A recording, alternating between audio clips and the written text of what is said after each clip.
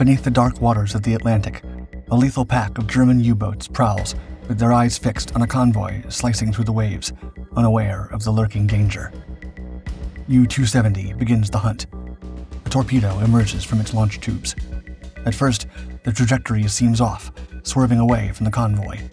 The convoy's commander orders a standard evasive maneuver, a sharp turn to starboard, a tried-and-true tactic that had saved countless ships before. But something is different this time. The torpedo suddenly shifts course, following the convoy's new heading. Another desperate turn to port, and again the weapon adjusts, drawn to the steady hum of the ship's propellers like a shark to blood in the water. The torpedo accelerates, matching every zigzag, every attempted escape, until it strikes with devastating force. This is no ordinary torpedo, but a hunter guided by invisible forces beneath the waves. The Kriegsmarine had created something unprecedented, a weapon that could hear its prey's every move. Allied commanders would soon discover that no tactical doctrine, no defensive maneuver in their arsenal could protect them against this unseen predator. The hunters become the hunted.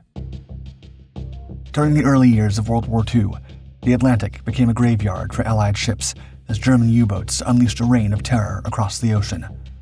These silent hunters, operating in coordinated wolf packs, prowled the seas with lethal precision. Convoys and lone vessels alike were no match for their advanced torpedoes and ruthless tactics, launched from strategic bases in occupied France. By 1943, the Atlantic seemed like a noose tightening around the Allies' necks. The Kriegsmarine had refined its Enigma codes, blinding enemy cryptographers and rendering Allied intelligence helpless. Merchant vessels were sinking faster than new ones could be launched, and Britain's survival was hanging by a thread as critical supplies dwindled. Some feared that a knockout blow to Britain was imminent. Then, like a gale sweeping away storm clouds, the tide began to turn. The spring of 1943 brought a new era in Allied technology and tactics. Long-range Liberator aircraft roamed the skies, hunting U-boats even in the once impregnable mid-Atlantic gap. The Allies unveiled centimetric radar and Huff-Duff direction finding, enabling escorts to accurately pinpoint the U-boats. It was a game-changing combination that suddenly made German submariners remember the fear of becoming the hunted. Facing an unrelenting storm of Allied countermeasures, the U-boat force's darkest hour came in May 1943, a month the U-boat crews somberly dubbed Black May. Admiral Karl Dönitz watched in dismay as 43 U-boats were destroyed in a single month, many of them cut down by coordinated air and sea attacks. Convoy battles turned into bloody reversals for the Kriegsmarine. Nowhere was this more evident than in the clash over convoy ONS-5. Over 30 U-boats converged on ONS-5, a critical convoy bound for Canada. Adverse weather scattered the merchant ships, seemingly handing the advantage to the wolves of the Atlantic. Yet the convoy escorts, armed with their new technologies and battle-hardened crews, fought with ferocious determination. Depth charges turned the sea into chaos as U-boats were forced to dive and surface under relentless attack. By the end, 6 submarines had been destroyed, and the convoy pressed onward, battered but victorious. It was a decisive blow, proving that the wolf packs no longer owned the Atlantic. Losses mounted for the Kriegsmarine as Dönitz grappled with the harsh reality. The Allies had mastered the art of U-boat warfare. Reluctantly, Dönitz called off U-boat operations in the North Atlantic. The German dream of severing Britain's lifeline seemed to be slipping away. Dönitz knew that if the Kriegsmarine could not retake the initiative, the Battle of the Atlantic, the linchpin of Germany's strategy, would be irreversibly lost. They needed a new weapon, a new strategy, something the Allies could not see coming. The German Sound Hunter. The notion of a torpedo that could hunt its prey by sound had existed since World War I, but back then, it was little more than a dream, constrained by the raw understanding of underwater acoustics. By 1943, however, the German Kriegsmarine had turned this vision into a reality, creating weapons they hoped would steer the war in the Atlantic back in their favor. Desperate to regain dominance over Allied convoys, German engineers pushed the boundaries of underwater warfare. The first attempt to create a German Navy acoustic torpedo, or NAT, was the G7E T4 Falke.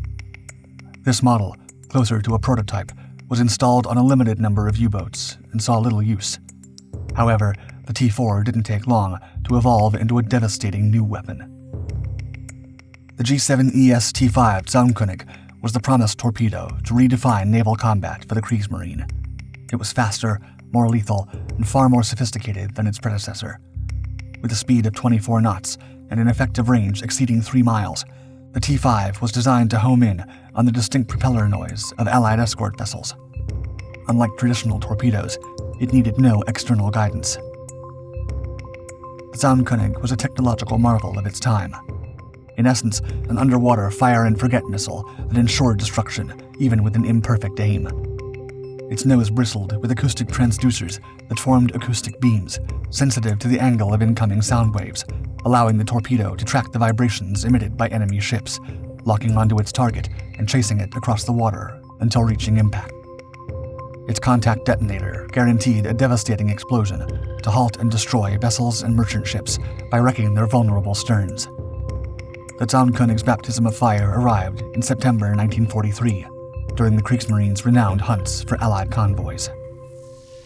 The U-boat menace returns. Armed with their latest technological breakthrough, Admiral Dönitz unleashed a wolf pack of 21 U-boats, codenamed Leuten, into the frigid waters south of Greenland. Their mission: ambushing Allied convoys traversing the Greenland air gap, a perilous stretch where Allied air cover was at its weakest. On September 12th, Convoy ONS-18 embarked from Liverpool, bound for Halifax. Its 27 merchant ships were escorted by the B-3 escort group, which included destroyers, corvettes, and the Mac carrier Empire McAlpine.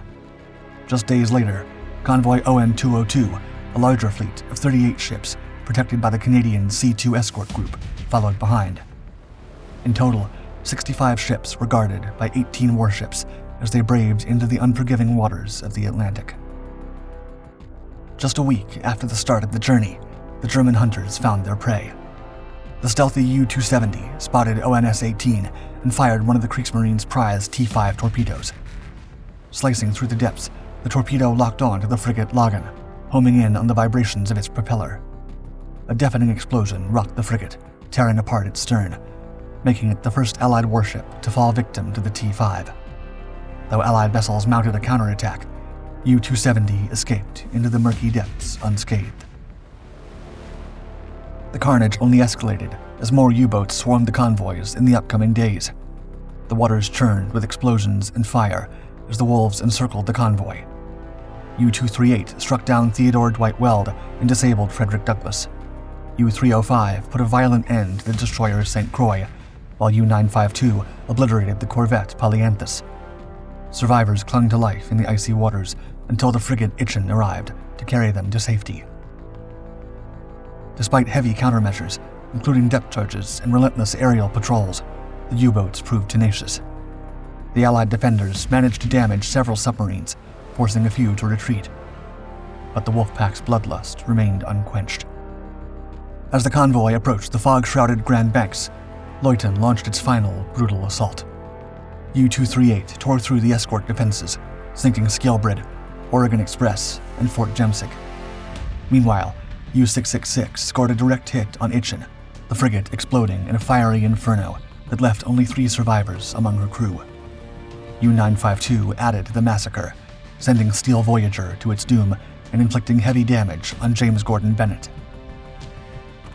When the slaughter subsided, the toll was overwhelming. The Allies had lost 3 escorts and 6 merchant ships, with another vessel severely damaged. While the defenders sank 3 U-boats, the threat of the T-5 torpedo loomed large. This new weapon had transformed the U-boats into an even more dreadful menace, signaling a harrowing resurgence of the Kriegsmarine's Atlantic campaign. The comeback that never was. Allied intelligence was on a mission to uncover the secrets behind Germany's newest weapons. Fortunately for them, this goal overlapped with those of Japan, and cracking the Kriegsmarine soon became a game of spy versus spy. The Germans were fanatically secretive about their sonic torpedoes, ensuring their development was hidden not only from the Allies, but also from their Axis partners. However, stationed in Berlin was the Japanese naval attaché, Captain Tadao Yokoi, a resourceful intelligence officer tasked with unearthing the secrets of Germany's naval arsenal. Yokoi methodically funneled his findings back to Tokyo via purple-coded messages. Unbeknownst to Yokoi, Every detail he sent about Germany's cutting-edge G7E T5 torpedoes was intercepted by Allied codebreakers. By cracking Japan's encrypted communications, the Allies gained a crystal-clear picture of the German sonic torpedoes, their capabilities, and how they could be countered. The British Western Approach's tactical unit devised an ingenious maneuver to counter the deadly subs equipped with the Zaunkönig. Aptly named the step-aside technique, this strategy involved deliberately positioning Allied warships in a way that lured U-boats into firing their acoustic homing torpedoes prematurely. Once the torpedo was launched, the targeted ship would execute a sharp, hard turn, veering out of the torpedo's detection arc at the last possible moment. This audacious maneuver left the torpedo blind and off course, ensuring it missed its target. With the torpedo neutralized, the Allied ship would quickly reposition itself to retaliate, often turning the tables and launching a counterattack on the U-boat. The step-aside technique was particularly vital for slower warships, which lacked the speed to outrun the Zaunkönig. Yet, even with the effectiveness of this tactic, the Allies knew that a single maneuver would not suffice to eliminate the U-boat menace. As the search for countermeasures ensued, the British capitalized on the T5 torpedo's biggest weakness. Though devastatingly precise against their noisy prey, the Gnat was essentially blind, leading the Royal Navy forces to create an ingenious device codenamed Foxer, which generated noise far louder than a ship's propellers. Towed hundreds of feet behind escort ships, the Foxer lured German torpedoes into an endless chase, the T5 circling around the Foxer, which was too small to be struck, until they burned through their fuel, effectively neutralizing themselves. Soon, the Americans introduced their own version of the decoy device, codenamed FXR. It was later improved with the T Mark 6 fanfare model, which could replicate a ship's propellers more closely, reducing the sonar disturbance issues the previous versions encountered.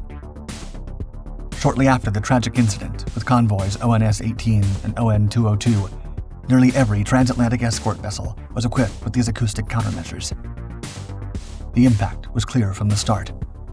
Of the approximately 700 G7E T5 torpedoes fired during the war, only 77 reached their targets. The mighty weapon Germany had pinned its hopes on had been outsmarted, and the dream of German resurgence in the Atlantic was snuffed out as quickly as it had been ignited. As below, so above.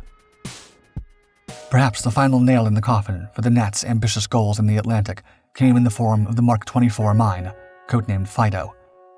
This was the United States' answer to the German acoustic torpedo, entering service in the same year the Kriegsmarine began deploying their much-feared T5 Zaunkönig.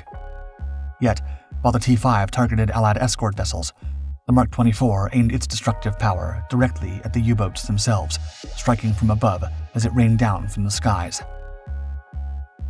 Unlike the Zaunkönig, which relied on U-boats closing the distance to fire at surface ships, the Fido was an airborne menace, dropped from aircraft patrolling the seas. Once in the water, it began its relentless hunt, homing in on the telltale cavitation sounds of U-boat propellers. This shift in approach, from sea launch to air deployed, gave the Allies a considerable edge. The Mark 24's success rate far surpassed their German counterparts. Initial orders for 10,000 units were slashed to 4,000 due to the weapon's exceptional performance. Unlike the Zaunkönig, which often failed due to Allied countermeasures like the Foxer, the Fido rarely missed its mark, requiring no second strikes. Each torpedo was a one-shot assassin. Adding to its lethality was an almost mythic cloak of secrecy. Contrary to the T5, whose arrival was anticipated due to Allied code-breaking efforts, the Fido remained a phantom weapon, its existence hidden from the Axis powers until after the war. To keep this weapon a secret, Allied aircraft were under strict orders never to deploy the Fido in sight of enemy vessels. It was unleashed only after U-boats submerged, ensuring no witnesses could report back to Germany.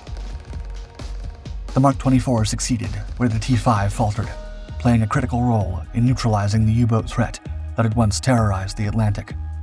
As the Kriegsmarine's remaining fleets dwindled, the once feared wolf packs grew increasingly vulnerable, their legacy incapable of being salvaged, even by some of the most technologically advanced naval weapons in the German arsenal.